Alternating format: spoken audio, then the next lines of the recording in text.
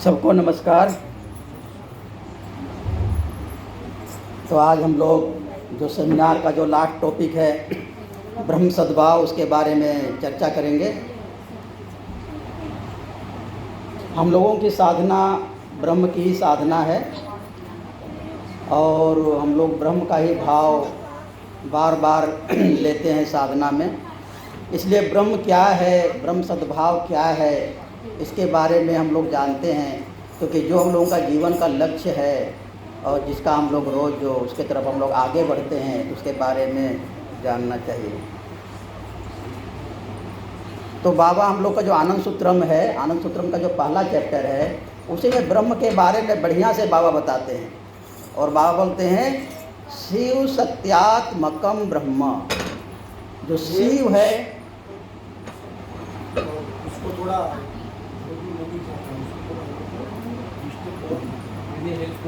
कोई नहीं। बाबा का जो पहला सूत्र है, वो पहला सूत्र में ही बाबा बोलते हैं कि शिव सत्यात्मकम ब्रह्म।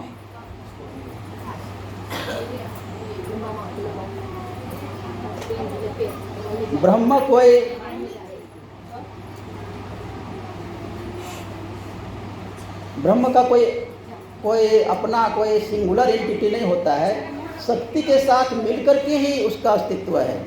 बाबा बोलते हैं कि जिस प्रकार कागज़ का एक पन्ना है और कागज़ का पन्ना को हम अगर करेंगे, उसको हम अलग तरीके से अलग अलग दो नहीं कर सकते हैं। उसको अगर दोनों को हम अलग अलग करेंगे तो वो पन्ना फिर रहेगा ही नहीं, वो पेज फिर रहेगा ही नहीं। इसलिए शिव और शक्ति दोनों का जो मिलित रूप है, उसी को ब्रह्म कहा गया है। अब बाहर का जो फिलोसफी है, बाहर का जो दर्शन है, उसमें ब्रह्म के बारे में इतना कन्फ्यूजन है कि सही से कहीं भी ब्रह्म के बारे में बताया गया नहीं है। और जब हम आगे आनंद मार्ग दर्शन के भेद की बात करते हैं तो उसमें लिखा हुआ है कि बृहत्वाद ब्रह्म ब्रह्मणत्वाद ब्रह्म। मतलब ब्रह्म तो बड़ा है ही, विराट है ही, बड़ा है ही, लेकिन उसमें दूसरों को भी बड़ा करने का, अपने जैसा बड़ा करने का उसमें सामर्थ्य है, उसमें शक्ति है। तो ये इसकी क्वालिटी है। तो ब्रह्म मान लिया इतना बड़ा है उसके बराबर और कोई दूसरा उतना बड़ा नहीं है। तो ब्रह्म का विस्तार कितना है, ब्रह्म कितना बड़ा है।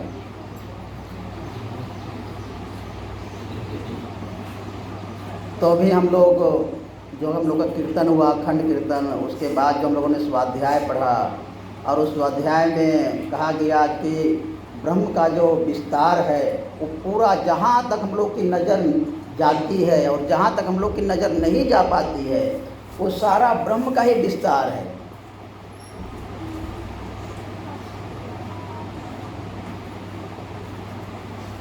और ये सारा जो जगत है, ये सारे जो बड़े बड़े ग्रह है, तारे है, नक्षत्र है, सूर्य है, सौरमंडल है, पृथ्वी है, समुद्र है, वो सारा ये ब्रह्म के मन के अंदर में ही समाया हुआ है। तो इसलिए ब्रह्म का विस्तार कितना है। अब हम देखते हैं पृथ्वी हम लोग की कितनी बड़ी पृथ्वी है। पृथ्वी में कब देखते हैं इतना बड़ा पृथ्वी है, इसके में इतना बड़ा समुद्र है, समुद्र पृथ्वी से भी बड़ी है समुद्र, और ये तो बहुत छोटा हम लोग का ग्रह है। इस प्रकार सौरमंडल भी हम लोग देखते हैं कि कितना सारे और ग्रह है, 9 ग्रह सौरमंडल में है। और बाबा बोलते हैं इसी प्रकार के 100 ग्रह और सारे हैं, और सारे सौरमंडल हैं, और पूरा गैलेक्सी है, पूरा इतने सारे हम लोग आकाश में देखते हैं। तो कोई भी आदमी कल्पना नहीं कर सकता कि भाई ये सब चीज़ें क्या है। तो ये सारे चीज़ें क्या है, ये आकाश में ही सब, आकाश ही सबको धारण किया हुआ है। सारे पूरा इतने बड़े बड़े भारी भारी पृथ्वी को, समुद्र को और सारे ग्रह को, ये पूरा आकाश धारण किया हुआ है। और ये आकाश से भी सूक्ष्म है परमात्मा ब्रह्म। आकाश का मतलब क्या होता है, जो ये खाली जगह हमारे चारों तरफ दिखती है, हमारे तरफ जो चारों, इसलिए जो आकाश का जो विस्तार है, हमारा एकदम मन यहाँ से शुरू होती है, एकदम यहीं से आकाश है। जो भी गेट दिखती है, ये खाली दिखती है, ये खाली नहीं है, ये आकाश है। और इस आकाश से भी सूक्ष्म है परमात्मा का मन। परमात्मा का मन में ही ये आकाश है। ये आकाश कितना बड़ा है कि पृथ्वी को पूरा गेंद के समान इधर उधर नचा रहा है, इतना बड़ा सूर्य को नचा रहा है, इतना बड़ा पूरा सौर मंडल है उसको नचा रहा है, इतना सारे तारा ग्रह नक्षत्र को ये आकाश नचा रहा है। और इससे भी सूक्ष्म है परमात्मा का मन, क्योंकि आकाश की उत्पत्ति कैसे हुई है? आकाश का उत्पत्ति हुई है परमात्मा के चित्त से, परमात्मा का मन से, परमात्मा का जो आउटर पोर्शन है चित्त का, उससे ये आकाश की उत्पत्ति हुई है। तो कितना बड़ा इसका विस्तार है, आदमी इसको इमेजिन नहीं कर सकता है, आदमी के कल्पना के ये बाहर है। इसलिए हम लोग स्वाध्याय में पढ़ रहे थे कि हम लोग सब लोग उसी परमात्मा के अंदर में ही हैं, परमात्मा के भीतर में ही हैं। परमात्मा के बाहर जाने का कोई सवाल ही पैदा नहीं होता है। आदमी परमात्मा के ब्रह्म के बाहर जा ही नहीं सकता है। ना ब्रह्म उसको, ना परमात्मा परम पुरुष उसको अपने से बाहर भेज सकते हैं, ना किसी जीव की, किसी मनुष्य की कुवत है कि वो परमात्मा के दायरे से बाहर चला जाए। तो इतना बड़ा परमात्मा का विस्तार है, इतना बड़ा ब्रह्म का विस्तार है। और उसको कोई आदमी सोचता है कि उसको हम मंदिर में छोटे से मूर्ति बना करके उसको हम पूजा करेंगे, तो बाबा बोलते हैं ये ब्रह्म का अपमान करना है। कोई बोलता है कि हम अमुक अमुक जगह पर बैठा करके इतनी बड़ी जो विराट सत्ता है उसको हम उसका मूर्ति बना करके और उसमें प्राण प्रतिष्ठा करके उसकी हम पूजा करेंगे, तो ब्रह्म का अपमान करना है, परम पुरुष का अपमान करना है।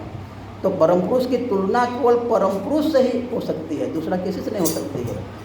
इसलिए कहा गया है कि कृष्ण का तुलना, कृष्णा के परम पुरुष की तुलना, परमात्मा की तुलना केवल परमात्मा से ही हो सकती है, कोई दूसरा किससे उसकी तुलना हम नहीं कर सकते। तो इस प्रकार पर जो ब्रह्म है, ब्रह्म का इतना विस्तार है, और जब ब्रह्म का इतना विस्तार है तो उसके लिए हम लोग किस प्रकार की मनोभाव से, किस प्रकार की भावना से हम लोग आगे बढ़ेंगे। ब्रह्म सद्भाव इसी का नाम है कि हम किस प्रकार से उसकी सही से उसकी इज्जत करेंगे। इतना जो विराट सत्ता जो हम लोगों के सामने में है, तो इस विराट सत्ता का किस प्रकार से हम उसकी इज्जत करें, किस प्रकार उसका हम सम्मान करें। जैसे कि मान लिया कोई आदमी बहुत बड़ा हमारा प्रधानमंत्री है, इतना बड़ा है, और उसको हम बोल देंगे कि भैया तुम गांव का प्रमुख है, तो कितना उसको बुरा लगेगा। किसी को हम उसका जो सम्मान उतना ऊंचा है, उसको हम किसी नीचे लेवल का बताएंगे तो उसको बुरा लगेगा। तो इसी प्रकार परमात्मा का इतना विस्तार है। हम लोग सब जगह हम लोग पढ़ते हैं, हम लोग के जो उपनिषद वगैरह में कि परमात्मा कण कण में है, परमात्मा की व्याप्ति सब जगह है, अणु अणु में है। तो वाकई में परमात्मा अणु अणु में है, और परमात्मा को इसी भाव से पूजा करना, इसी भाव से स्मरण करना, यही ब्रह्म सद्भाव कहलाता है। और इससे थोड़ी से भी कम मात्रा में करना, उसको वो ब्रह्म सद्भाव नहीं कहलाता है। तो इसलिए परमात्मा को बाबा ने, हम लोगों के जो गुरु हैं, वो इतना बढ़िया व्यवस्था बताए हैं और श्लोक भी दिए हैं। उत्तमो ब्रह्म सद्भाव मध्यमा ध्यान धारणा जपस्तुति स्याद धम मूर्ति पूजा धम धम। तो बोलते हैं जो उत्तम क्वालिटी की जो साधना है, सबसे उत्तम क्वालिटी की जो साधना है वो है उत्तमो ब्रह्म सद्भाव। सबसे उत्तम क्वालिटी की साधना है मन की वह स्थिति जहाँ पर आप सब कुछ को भगवान समझ रहे हैं, सब कुछ को परमात्मा समझ रहे हैं, सब कुछ को उसी का विस्तार समझ रहे हैं, और उसी को समझ नहीं रहे हैं, उसी के अनुसार से आप व्यवहार भी कर रहे हैं। मूल बात क्या है? व्यवहार। क्योंकि पुस्तक में लिखा हुआ तो हम लोग पढ़ लेते हैं कि भगवान सब जगह है, भगवान अणु अणु में है, लेकिन उस प्रकार से व्यवहार नहीं कर पाते हैं। तो बाबा क्या करते हैं? उसके साथ व्यवहार करना सिखाते हैं। सेकंड लेसन के माध्यम से, गुरु मंत्र के माध्यम से, मधु विद्या के माध्यम से। बाबा जब इतने बड़े हैं, परम पुरुष जब इतने बड़े हैं, तो उत्तम ब्रह्म सद्भाव की जो साधना है उसके अनुसार से चलने के लिए बाबा बताते हैं किस प्रकार से। हाँ, उत्तमो ब्रह्म सद्भाव मध्यम ध्यान धारणा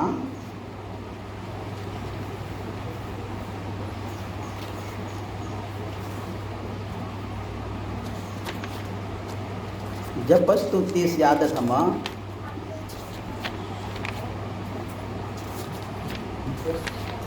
मूर्ति पूजा धमा धमा। जपस्तुति, जप और स्तुति एक साथ किया गया है। जपस्तुति स्याद धम एक साथ है। मूर्ति पूजा धम अधम।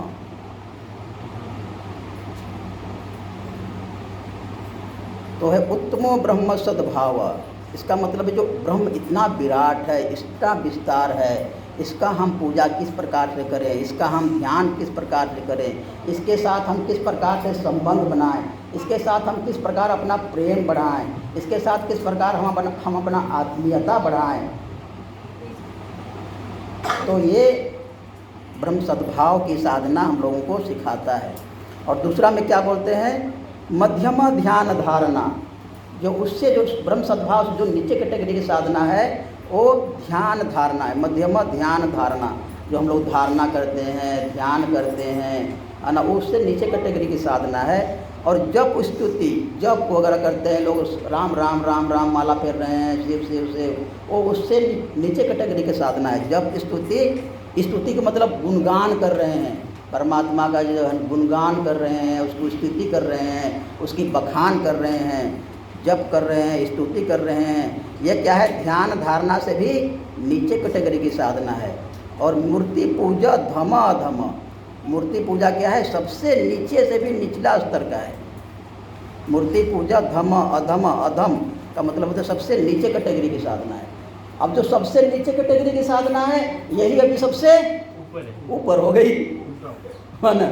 जो सबसे नीचे कैटेगरी की साधना है ये सबसे ऊपर हो गई है ना। और जो भगवान जो इतना बड़ा है, इतना विस्तार है, उसको आदमी ने क्या किया, अलग अलग जगह पर बोल दिया कि भगवान तुम्हारा अमरनाथ में बैठा हुआ है ना, भगवान तुम्हारा बद्रीनाथ में बैठा हुआ है, भगवान तुम्हारा मक्का में बैठा हुआ है, भगवान तुम्हारा मदीना में बैठा हुआ है, भगवान तुम्हारा जेरूसलम में बैठा हुआ है। सबका वही हाल है, बोल हम लोग का वो हाल नहीं है, सबका वही हाल है।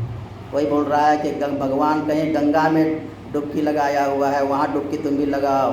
कहीं नर्मदा का परिक्रमा लोग करता है आना कि भगवान लगता है नर्मदा में ही सोए हुए हैं और पूरा नर्मदा का परिक्रमा करता है लोग।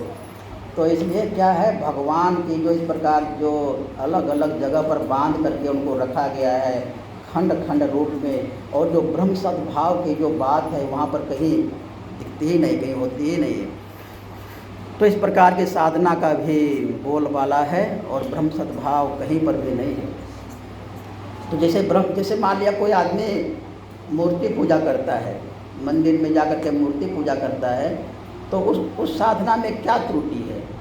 उस साधना में सबसे बड़ी त्रुटि ये है कि आप जहाँ पर मंदिर जा रहे हैं तभी आपको वहाँ पर भाव जगेगा, हाँ भगवान यहाँ पर बैठा हुआ है। अब दूसरी जगह पर आपको भाव ही नहीं जगेगा। और हम लोगों को तो क्या है कि हम लोग का सब जगह भगवान है, कहीं भी लिए सेकंड घर घुस रहे हैं तो घर ही हमारा परमात्मा का निवास है, खाना खा रहे हैं तो हमारा खाना ही परमात्मा है, पानी पी रहे हैं तो पानी ही है, हम रास्ते में चल रहे हैं तो हमारे सामने में हवा आ रही है, आकाश है, पेड़ पौधे आ रहे हैं, जीव जंतु आ रहे हैं, सब कुछ हम उसी भाव से चलते जा रहे हैं। तो ब्रह्म सद्भाव की सबसे बड़ी साधना क्या है? मधु विद्या है। हम लोग का जो साधना है ध्यान धारणा में, बाबा ने इसको मधु विद्या दे करके, गुरु मंत्र की साधना दे करके, सेकेंड लेसन की साधना दे करके, है ना, इसको बाबा ने हम लोग की ब्रह्म सद्भाव की साधना को इसको ऐड कर दिया है, ध्यान धारणा के साथ ऐड कर दिया है। और जब तक आदमी ध्यान धारणा नहीं करेगा तब तक आदमी क्या करेगा, इस ब्रह्म सद्भाव में इस्टेब्लिश नहीं हो सकता है। ध्यान धारणा के माध्यम से ही आदमी एक ब्रह्म सद्भाव में इस्टेब्लिश हो सकता है, स्थापित हो सकता है। तो इसलिए ये जो ब्रह्म सद्भाव की जो साधना है यही मनुष्य का लक्ष्य है, और यही इसी की तरफ मनुष्य को बढ़ना चाहिए। और इससे क्या होगा, मनुष्य को अनंत आनंद, असीम आनंद हमेशा लगेगा उसको कि मैं आनंद में डूबा हुआ हूँ, मैं शांति के समुद्र में डूबा हुआ हूँ। उसके लिए आनंद खोजने के लिए और शांति खोजने के लिए और भगवान को खोजने के लिए कहीं गंगा जाने की ज़रूरत नहीं है, कहीं नर्मदा जाने की ज़रूरत नहीं है, कहीं बद्रीनाथ और हरिद्वार जाने की ज़रूरत नहीं है। वो जहाँ जा रहा है भगवान को साथ साथ लेकर के जा रहा है, भगवान उसके साथ साथ चल रहे हैं। तो ये सबसे बड़ी भक्त की संपत्ति होती है, भक्त का सबसे बड़ा प्रॉपर्टी होती है। और इस प्रकार के जो लोग इस साधना में आगे बढ़ते हैं तो उन लोगों में अलग प्रकार की मेंटलिटी डेवलप होती है। जिस प्रकार के ब्रह्म सद्भाव की साधना में इस्टेब्लिश होते हैं, आगे बढ़ते हैं, तो उनमें अलग प्रकार की मेंटलिटी डेवलप होती है। और क्योंकि हर एक संपत्ति का उद्देश्य क्या होता है? हर एक संपत्ति का उद्देश्य होता है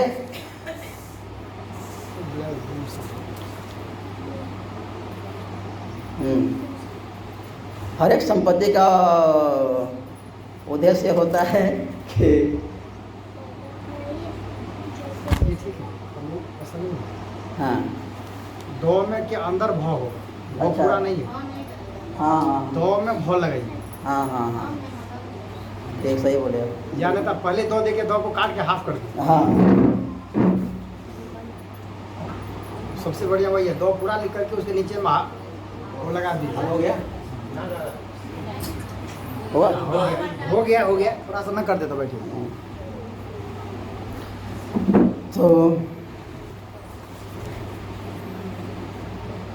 तो लोगों में क्या होता है, अलग प्रकार की मेंटलिटी डेवलप होती है। और उस मेंटलिटी से जब आदमी को हम लोग देखते हैं, परखते हैं, जो लोगों ने इस रास्ते पर आगे बढ़ा है और उनकी मनोदशा को हम लोग देखते हैं, तो वो लोग इस प्रकार की चीज़ों को बहुत लोग कंडेम कर चुके हैं। जो लोग इस प्रकार के पूजा पाठ में अपने आप को डूबे हुए हैं और इस प्रकार की पूजा पाठ में अपने को लगाए हुए हैं, उनको जो लोग भी साधना में, ब्रह्म साधना में, जो ब्रह्म सद्भाव की साधना में आगे बढ़े हैं, उसको बहुत कटाक्ष किए हैं। और कटाक्ष करने में सबसे बड़े थे कबीर जी। कबीर जी इतने फक्कड़ थे और इतने बड़े संत थे कि इन्होंने जहाँ भी देखा कि धर्म के नाम पर जहाँ भी कहीं अंधविश्वास है, कहीं पर कुछ दूसरी चीज़ कर रहा है उसके नाम पर, तो वहाँ पर तुरंत उन्होंने कटाक्ष किया। और कटाक्ष किया, कैसे कटाक्ष किया कि उन्होंने कहा कि पाहन पूजे हरि मिले तो मैं पूजू पहाड़। हिंदू लोगों के लिए पाहन, यदि पत्थर को पूजने से भगवान मिलता है तो मैं पहाड़ की पूजा करूँगा। पाहन पूजे हरि मिले तो मैं पूजू पहाड़। और आगे क्या बोलते हैं, ताते तो चक्की भली पीस खाए संसार। आना उससे बढ़िया क्या चीज़ है? उससे तो बढ़िया हमारा घर का चक्की है, जो मंदिर में जा करके जो शिवलिंग के नाम पर पत्थर की पूजा करते हैं ना लोग, तो उससे बढ़िया तो हमारा चक्की है, जो हमको आटा दाल सब बना करके देता है। यानी उसी से दाल पीसते हैं, उसी में लोग घर में पहले आटा पीसते थे, दाल बनाते थे, मक्का बनाते थे। तो कबीरदास इतना कटाक्ष करते हैं, लेकिन अभी तक ये चीज़ें चल रही है। पाहन पूजे हरे मिले तो मैं पूजू पहाड़, ताते तो चक्की भली पीस खाए संसार। तो कितना क्रांतिकारी बात है ये चीज़। जो लोग एक बार इस ब्रह्म को थोड़ा सा भी रियलाइज कर लेते हैं, अनुभव कर लेते हैं, और उनका जो व्यवहार में सब चीज़ें दिखती है, उनके जो बातों में, उनके जो प्रवचनों में जब चीज़ें दिखती है, तो लगता है कि ये सब चीज़ें एकदम बेकार की, जिसमें समाज उलझा हुआ है धर्म के नाम पर, वो सब उलझा हुआ है। और ये तो बोला हिंदू लोगों के लिए। और मुसलमान लोगों के लिए क्या बोलते हैं, काकर पाथर ले के मस्जिद ले चुनाए, तापर मुल्ला बांग दे, तापर मुल्ला बांग दे, क्या बहरा हुआ खुदा है। इतना कटाक्ष बताइए। काकर पाथर ले के मस्जिद ले चुनाए, कंकड़ पत्थर ले करके मस्जिद बना लिया। तापर मुल्ला बांग दे, मुर्गा के समान बांग देता है सुबह शाम ना, नमाज अजान देता है माइक में। तापर मुल्ला बांग दे, क्या बहरा हुआ खुदा है। खुदा बहरा हो गया क्या? खुदा तुम्हारा बहरा हो गया है क्या? तुम उसको बहरा समझते हो क्या? तुम खुदा को इतना तुम अपमान करते हो, खुदा तुम्हारा बहरा हो गया है ना। तो इसलिए जो लोग भी उस रास्ते से थोड़ा सा भी आगे बढ़ा और परमात्मा को रियलाइज किया, और उन लोगों की बातें काफ़ी तांत्रिक हैं और काफ़ी कल्याणकारी है आध्यात्मिक जीवन के लिए, और आध्यात्मिक रास्ता में जो लोग आगे बढ़ते हैं उसको लिए। लेकिन उन लोगों का भी एक दोष कि इस प्रकार का उन्होंने रास्ता लोगों को नहीं दे पाया, अपने तो पहुंच गए और केवल बोलने तक ही सीमित रह गए। इस प्रकार का कंक्रीट जो आनंद मार्ग ने जो रास्ता जिस प्रकार बताया ब्रह्म सद्भाव के लिए, वो लोग इस प्रकार के रास्ता नहीं बता पाए। इसलिए क्या हुआ, उनके जो फॉलोवर्स थे, उनके जो अनुयायी थे, फिर उसी रास्ते में भटक गए। और कबीरदास आगे बढ़ के बोलते हैं कि बनारस में एक जगह है काशी, बनारस में एक जगह काशी है, तो ब्राह्मण लोगों ने फैला कर रखा है, बहुत सारे पुराण वगैरह में लिख करके आना कि वहाँ पर जा करके मरने से मोक्ष मिलता है, काशी में जा करके मरने से मोक्ष मिलता है।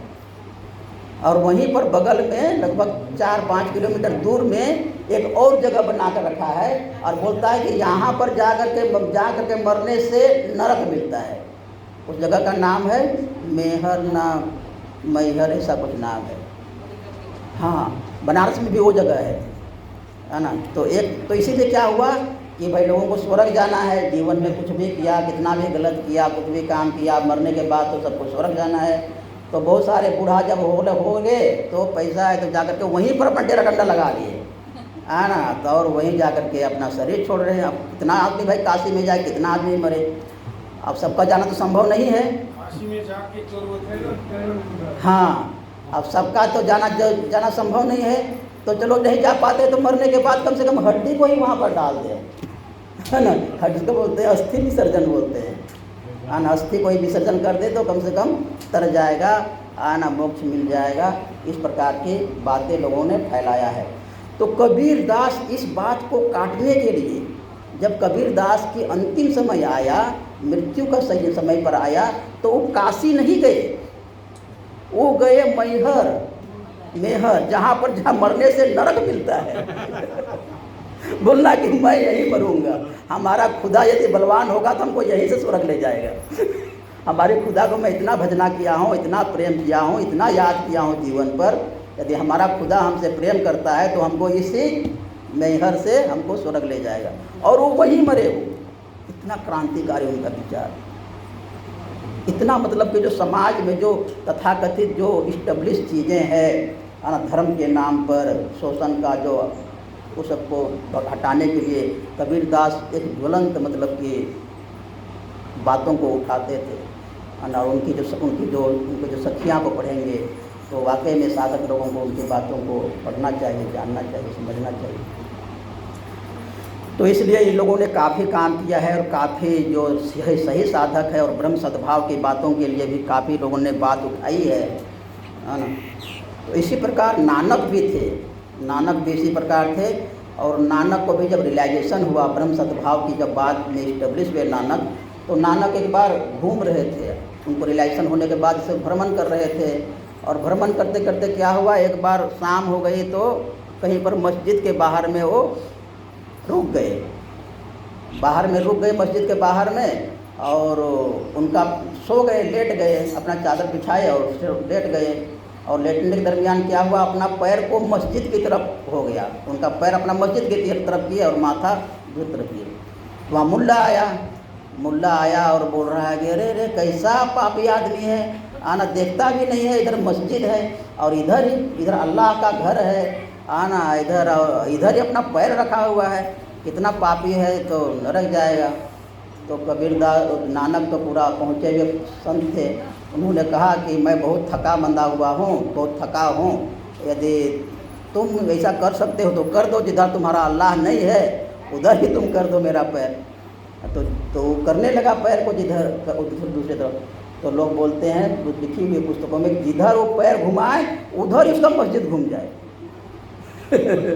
जिधर वो मुल्ला उसके नानक का पैर को घुमाए उधर ही मस्जिद घूम जाए, है ना।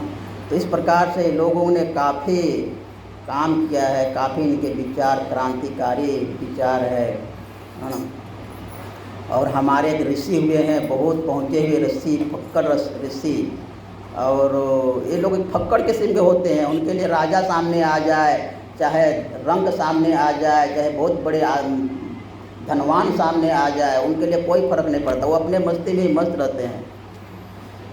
तो क्या हुआ, एक ऋषि थे उधर जहाँ पर हम लोगों का हरिद्वार के साइड में, और वहाँ से सिकंदर आक्रमण करते हुए सब कुछ को जीतते हुए वो भारत में प्रवेश कर रहा था। आप प्रवेश कर रहा था तो उनके जो मंत्री लोग थे, सेनापति लोग थे, उनको पहले ही बता दिया था कि भारत में तुम आक्रमण करने के लिए जा रहे हो, भारत को तुम जीतने के लिए जा रहे हो, तो भारत में बहुत सारे ऋषि मुनि लोग हैं, पहुँचे हुए फकीर लोग हैं, उनका तुम आशीर्वाद नहीं लोगे तो तुमको कामयाबी नहीं मिलेगी। ऐसा बात उनको पहुँचा दिया लोगों ने। तो ये सब बातों को मानते नहीं थे, लेकिन फिर भी सोचा कि क्या फ़र्क पड़ता है, चलो थोड़ा सा मिल लेते हैं। तो उन्होंने क्या किया, अपने जो सेनापति था सेल्यूकस, उसको उन्होंने भेजा दंडयायन ऋषि के पास।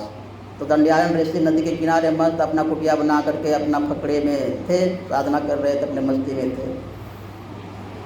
तो उनको संदेश सुनाए कि तुमको मेरे राजा जो इतना महान है, इतने सारे कंट्री को जीते हैं और जीतते हुए आ रहे हैं और भारत में भी आना चाहते हैं, वो तुमको बुलाए हैं, तुम्हारा आशीर्वाद लेने के लिए तुमको बुलाए हैं। तो दंडयायन ने क्या बोला कि तुम्हारे राजा को यदि ज़रूरत होगा तो मेरे पास आ जाए, मैं तुम्हारे राजा के पास क्यों जाऊंगा, उसको ज़रूरत है वो मेरे पास आए, मैं तुम्हारे राजा के पास क्यों जाऊंगा। तो जो उसका सेनापति था वो बहुत क्रोधित हो गया, राजा की बात की अवहेलना कर रहा है, इसमें इतनी कुवत, इसमें इतनी साहस कि मेरे राजा के बातों का अवहेलना करेंगे। तो फिर भी वो जाने के लिए तैयार नहीं हुआ और तो उसको ज़बरदस्ती लेना चाह रहा है। वो उसका सेनापति तो भाई राजा के बातों का आज्ञा का पालन करना है, ज़बरदस्ती लेना चाह रहा है। तो दंडयायन क्या बोलता है, तुम क्या सोचते हो तुम्हारे राजा का बात को सब लोग मानता है, ये अदना सा जो चिड़िया है, ये चिड़िया तुम्हारे राजा के बात को नहीं मानता है, इसको तुम बोल के देखो तुम्हारे राजा के पास उड़ के जाएगी क्या, नहीं जाएगी। ये जो नदियाँ हमारे सामने में बह रही है, ये तुम्हारे राजा को बात को सुनता है क्या, नहीं सुनता है ना। तुम्हारे राजा को ये मत समझो कि तुम्हारा राजा सब कुछ को नियंत्रण में कर लिया है और जो तुम्हारा राजा चाहेगा वही होगा। तुम्हारा राजा को बोल दो मैं नहीं जाऊंगा, यदि तुम हमको लेना भी चाहो तो मेरा कोई शरीर जाएगा और हमारा मन नहीं जाएगा, और हमारे से जो आशीर्वाद की आशा करता है वो तो भूल ही जाओ। तो दंडयायन गया नहीं। सोचिए इस प्रकार की उनमें फकड़ी होती है, इस प्रकार के जो ब्रह्म भाव साधक जो एक बार स्टेब्लिश हो जाते हैं ब्रह्म भाव में, तो इतना वो धनी हो जाते हैं, उसकी इतना अंदर ही अंदर वो धनी हो जाता है जिसका मन हमेशा परमात्मा को स्पर्श कर रहा है, परमात्मा के मन के साथ जिसका मन हमेशा एक तारतम्य बैठाया हुआ है, एक बैलेंस बैठाया हुआ है, हमेशा उसके तरंगों को स्पर्श कर रहा है। तो उसके समान और कोई बड़ा आदमी और कोई धनी आदमी और कोई हो ही नहीं सकता है ना। तो इसलिए वो लोग अपने अपने मस्ती में रहते हैं और क्या राजा और क्या रंग उसके लिए सब बराबर होते हैं। तो इसलिए जो ब्रह्म सद्भाव की जो बात है ये सबसे बड़ी साधना है, और बाबा ने हम लोगों को ये सेकेंड लेसन दे करके बहुत उपकार किया है मधु विद्या दे करके, क्योंकि पहले की जो साधना में मधु विद्या की साधना नहीं थी, ये बाबा का ही विशेष कृपा है कि उन्होंने साधना के लेसन में, जैसे कि हम लोग देखेंगे अष्टांग योग साधना में ही, तो वहाँ पर यम नियम तो है, यम नियम भी है, आसन भी है, प्राणायाम भी है, प्रत्याहार भी है, धारणा भी है, ध्यान भी है, सब कुछ है। लेकिन ये सेकेंड लेसन वाली बात नहीं है। तो सेकेंड लेसन की वाली बात क्या है, केवल आनंद मार्ग में है, और आनंद मार्ग में बाबा ने विशेष कृपा करके हर एक वस्तु को ब्रह्म के रूप में देखने का बाबा ने एक जो तरीका बताया, एक जो टेक्निक बताया, ये अतुलनीय है। और इसकी मतलब कि जो साधक लोग ये मतलब कि उनका जो देन है, इसका कृतज्ञ कितना भी करें उसके कृतज्ञता लोग भूल नहीं सकते हैं। तो इसी प्रकार क्या हुआ कि स्वामी विवेकानंद तो बहुत पढ़े लिखे थे, बहुत मतलब कि वो साइंस का स्टूडेंट था और हर एक चीज़ में वो फर्स्ट क्लास आता था स्वामी विवेकानंद। और स्वामी विवेकानंद घुड़सवारी में फर्स्ट, तैराकी में फर्स्ट, पढ़ाई लिखाई में फर्स्ट, कुश्ती में फर्स्ट, सब कुछ में फर्स्ट। और इतना कुछ होने के बाद भी उसको आध्यात्मिक जिज्ञासा उत्पन्न हो गई कि भाई सब कुछ तो मेरे पास में है, सब कुछ में मैं अव्वल दर्जे का हूँ, सब कुछ में मैं उत्तम क्वालिटी का हूँ, लेकिन फिर भी हमको शांति क्यों नहीं मिल रही है, आनंद क्यों नहीं मिल रहा है। इसका मतलब कहीं कोई दूसरी चीज़ है, कोई कमी है हमें। तो इसी खोज में क्या करते हैं वो रामकृष्ण परमहंस के पास जाते हैं, और रामकृष्ण परमहंस के पास जाने के बाद वही बोलते हैं कि आप भगवान को देखे हैं? तो रामकृष्ण परमहंस सिंपल सा जवाब देता, हाँ देखा हूँ, जैसा तुमको देख रहा हूँ वैसा भगवान को देखता हूँ। बोला कैसे बताइए? तो बोलते हैं ये जो सामने जो लोटा, थाली, गिलास, चम्मच दिख रहा है ना, सब भगवान है। ये लोटा, थाली, गिलास, चम्मच दिख रहा है, सब भगवान है। तो वाकई में बात हम सिंपल, हम लोगों के लिए सब भगवान है ना? तो एकदम बोलते एकदम कन्विंस हो जाते हैं कि हाँ भाई सही बात है ना? तो इसलिए ब्रह्म सद्भाव के दे करके और सेकेंड लेसन दे करके बाबा ने हम लोगों की साधना का इतना दायरा बढ़ा दिया है ना, इतना विस्तार कर दिया है कि हम लोग कुछ को भी देख करके ना, कुछ ही को भी देख करके हम लोग उसमें ब्रह्म भाव ले सकते हैं। बाबा यहाँ तक कि बाबा बोलते हैं कि नहाने जा रहे हो तो अपना मग को, बाल्टी को, पानी को, सब कुछ में, मतलब सब कुछ में ब्रह्म भाव ले सकते हैं। तो हम लोगों के लिए कोई मंदिर में जाएंगे, कोई पवित्र स्थान में जाएंगे, वहीं पर बहुत ब्रह्म भाव जगेगा, ऐसा नहीं। हम अपनी यात्रा कर रहे हैं, चाहे खाना खा रहे हैं, चाहे खेतों में काम कर रहे हैं, चाहे ऑफिस में काम कर रहे हैं, है ना? तो हम सब जगह हम उसी ब्रह्म भाव में हैं। और ये हम लोगों की साधना इतनी, हम लोगों की जो साधना है इतनी मतलब वैज्ञानिक है और इतनी मतलब कि अतुलनीय है कि देखिए फर्स्ट लेसन में हम लोग क्या करते हैं, फर्स्ट लेसन में हम लोग भाव लेते हैं कि अहम ब्रह्मोस्मि। फर्स्ट लेसन हो गया। फर्स्ट लेसन में क्या भाव लेते हैं? हर एक लोगों का जो इष्ट मंत्र का भाव वही होता है, अहम ब्रह्मोस्मि, मैं ब्रह्म हूँ। तो मैं ब्रह्म हूँ ये भाव लेना, यहीं पर आप ब्रह्म सद्भाव में डायरेक्ट ऊपर उठ जा रहे हैं। ये सबसे बड़ी भाव है ये, इससे बड़े भाव और कुछ हो ही नहीं सकता। मैं मनुष्य हूँ, मैं डॉक्टर हूँ, मैं इंजीनियर हूँ, मैं व्यवसायी हूँ, मैं नेता हूँ, मैं ये हूँ, नहीं, मैं ब्रह्म हूँ। ये सबसे बड़ी बाबा को एक ही वर्ड में, एक ही मंत्र में आपको बाबा कहाँ से कहाँ आपके मानसिक लेवल को पहुँचा दे रहे हैं। अब सबसे टॉप पर हैं। और सेकेंड लेसन क्या होती है? ये जगत भी ब्रह्म है। पहला लेसन क्या हुआ? मैं ब्रह्म हूँ। दूसरा लेसन क्या हुआ? ये जगत भी ब्रह्म है।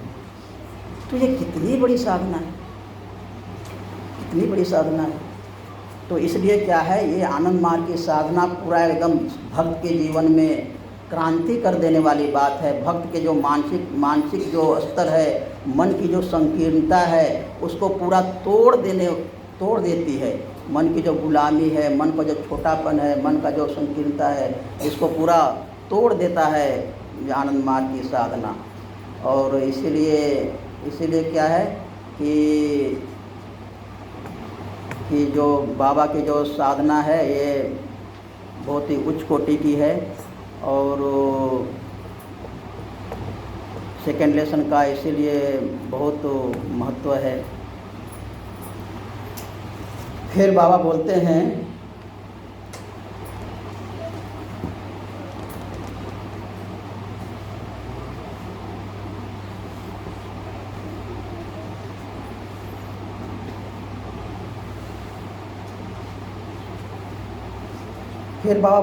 उसी चैप्टर में, ब्रह्म सद्भाव वाले चैप्टर में ही बात को आगे बढ़ाते हुए कि हर एक इस विश्व ब्रह्मांड में, इस कॉस्मोस में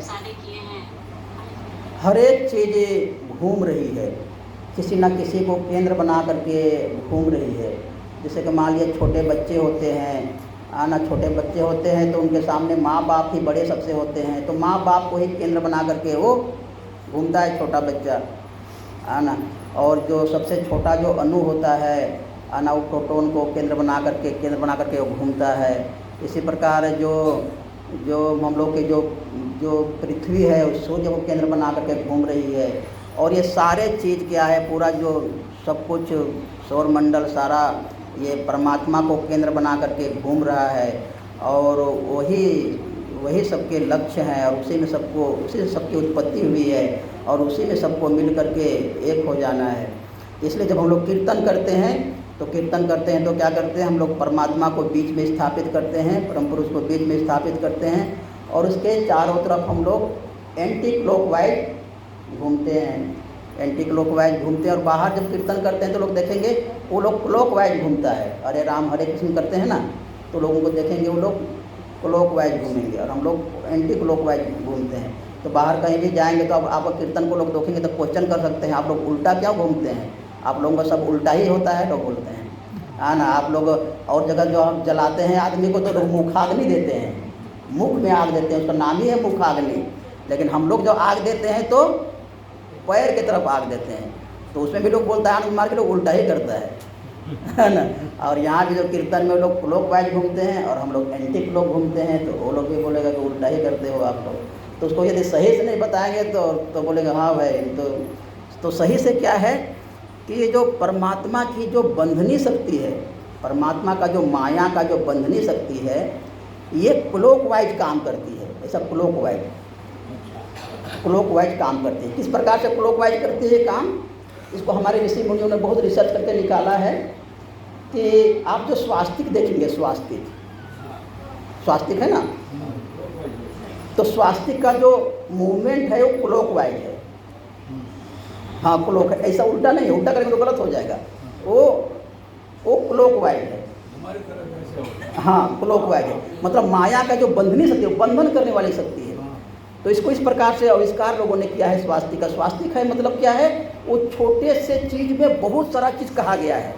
जैसे कि मान लिया हम लोग का तिरंगा होता है, तो तिरंगा वो बहुत कुछ बोल देती है, वो सांकेतिक है वो तिरंगा, मतलब बहुत कुछ बोलते हैं कि हरा रंग का ये मीनिंग है, सफ़ेद रंग का ये मीनिंग है, केसरिया रंग का ये मीनिंग है, अशोक चक्र का ये मीनिंग है, उसका जो अलग अलग जो बनाया हुआ है चक्र उसका ये मीनिंग है। तो उसका बहुत विस्तार मीनिंग होता है। तो जो स्वास्तिक है इसका भी बहुत विस्तारित मीनिंग है। तो क्या हुआ कि सबसे पहले ऋषि लोगों ने साधना किया, ध्यान किया, आध्यात्मिक लेवल पर कुछ रिसर्च किया। रिसर्च करने के बाद उन्होंने परमात्मा का अनुभव किया और देखा कि भाई परमात्मा तो एकदम स्ट्रेट लगता है, उसमें कोई इस प्रकार का कर्वेचर नहीं है, एकदम सीधी लाइन लगता है, मन वहाँ पर शांत हो जाता है। तो उन्होंने परमात्मा को सीधी लाइन बताया, ऐसा सीधी लाइन है परमात्मा, एक ऐसा पड़ी लकीर लिख करके बताया कि परमात्मा ऐसा है, पड़ी लकीर है। तो उन्होंने फिर और साधना किया और उसमें परिपक्वता आई। तो उन्होंने क्या रिसर्च किया कि नहीं, परमात्मा के साथ प्रकृति भी जुड़ी हुई है। जिस प्रकार हम बोले ना शिव शक्त्यात्मकम ब्रह्म, तो परमात्मा के साथ, शिव के साथ शक्ति भी जुड़ी हुई है। और शक्ति कैसी है, वो खड़ी लकीर के रूप में है, ऐसा खड़ी है ना। ये परमात्मा हुआ, ये प्रकृति हुई और ये इसका चक्र चल रहा है, ये इसका चक्र चल रहा है। पुरुष और प्रकृति का ये पूरा संसार में सृष्टि चल रही है। तो यही स्वास्तिक है और इसलिए स्वास्तिक का जो है बंधनी शक्ति को दिखा रहा है। अब इससे आपको बाहर निकलना है, इस माया के शक्ति से, माया के बंधनी शक्ति से आपको बाहर निकलना है। और जो आपकी कुलकुंडली भी होती है वो भी क्लॉकवाइज होती है। जो मूलाधार चक्र में जो कुलकुंडली है वो भी क्लॉकवाइज होती है, 3.5 फेरा लेकर के आपकी कुलकुंडली वहाँ पर क्लॉकवाइज है। तो उससे आपको बाहर निकलना है, तो आपको एंटी क्लॉक करना पड़ेगा। यदि क्लॉकवाइज कर रहे हैं तो फिर उस बंधन में ही आप पढ़ते जा रहे हैं। तो इसलिए हम लोगों की जो कीर्तन है वो एंटी क्लॉकवाइज है, हम लोग उल्टी तरफ। पृथ्वी क्लॉकवाइज घूमती है, पृथ्वी क्लॉकवाइज घूमती है, हाँ ना। उतना आपको नॉलेज नहीं, पृथ्वी क्लॉकवाइज घूमती है। सूर्य के सामने खड़े हो जाएंगे इस तरह। तो इसीलिए हम लोग जब बाबा नाम केवलम करते करते, कीर्तन करते करते, परमात्मा का गुणगान करते करते, परमात्मा को याद करते करते जो हम लोग एंटी क्लॉक घूमते हैं, तो क्या होती है, उसकी बंधनी शक्ति कम हो जाती है। जो माया की जो बंधनी शक्ति है वो कम हो जाती है। तो इसलिए हम लोग क्या करते हैं, एंटी क्लॉकवाइज घूमते हैं।